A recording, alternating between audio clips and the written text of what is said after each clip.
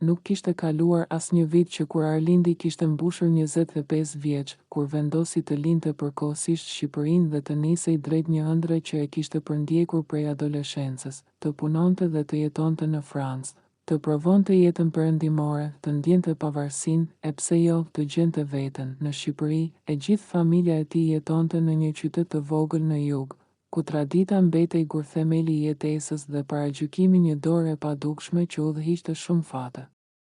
Baba i tij, Gëzimi, ishte një burr i rreptë, me mustaqe të trasha dhe sy të mbredh që vështirë i shpëtonte diçka.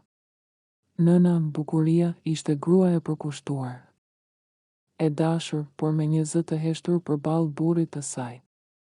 Motra e vetme e Arlindit, Bora, ishte ende në gjimnaz dhe e admironte të vëllain si një hero të heshtur që kishte guxuar të largohej nga kufijtë e zakonit. Arlindi, që në muajt e parë në Paris, filloi të punonte në një restorant afër Montmartre, një vend që frekuentohej nga turistë dhe artistë të rrallë.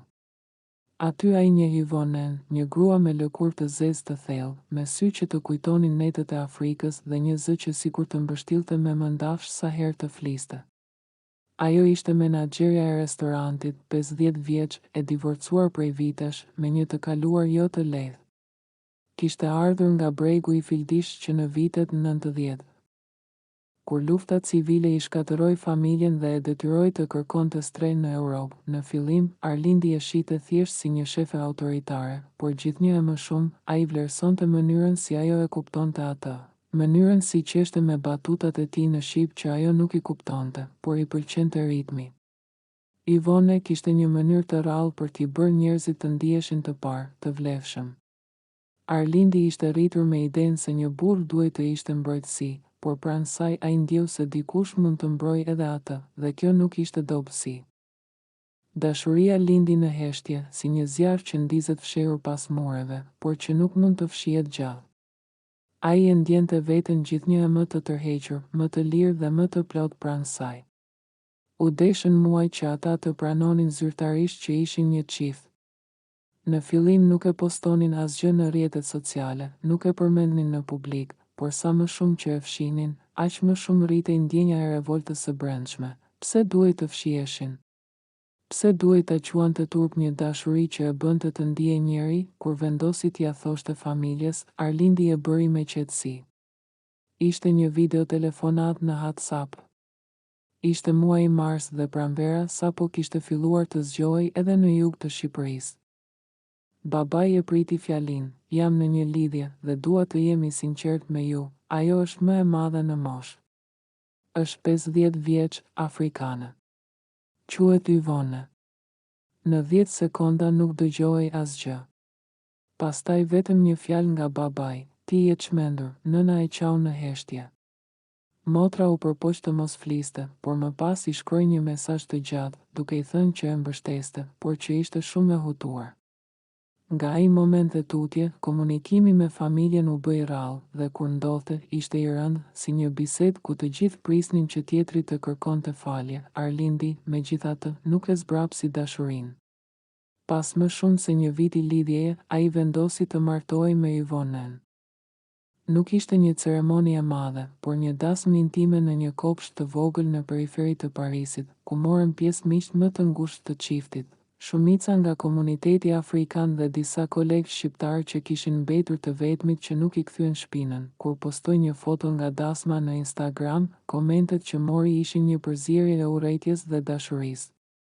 Disa i shkruanin, na turpërove si shqiptar, të tjerë i thoshin, të lumtur për guximin. Por familja e tij, heshtje. Nuk mori asnjë telefonat, asnjë mesazh. U bëj huaj për njerëzit që dikur e quanin djalë të mbar. Vitet kaluan. Yvonne nuk mund të sillte në jetë fëmijë, këtë Arlindi e kishte ditur që në fillim. Por ai e donte atë për atë që ishte, jo për atë që nuk ishte. Ajo u bë shtëpia e tij, qetësia, forca.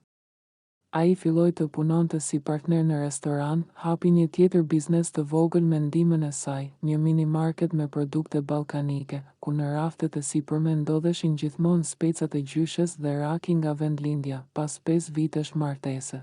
Një ditë të zakonshme dhjetori, Arlindi mori një telefonat nga motra. Bora i tha se nëna kishte pësuar një infarkt të lehtë dhe ndodhej në spital. Për herë të parë pas kaq shumë vitesh, zemra i u drodh.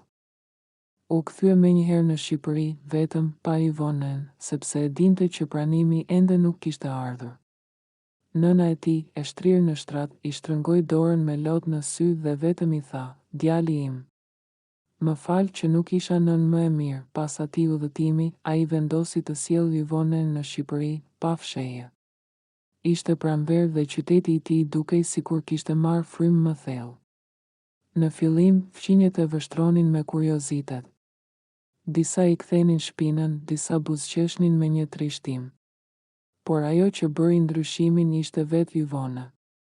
Ajo qëndroi me përullësi, me respekt, foli me fëmijët e lagjes në shipën e saj të thyer, solli çokollata dhe gatuante receta që nuk i kishin provuar kurrë.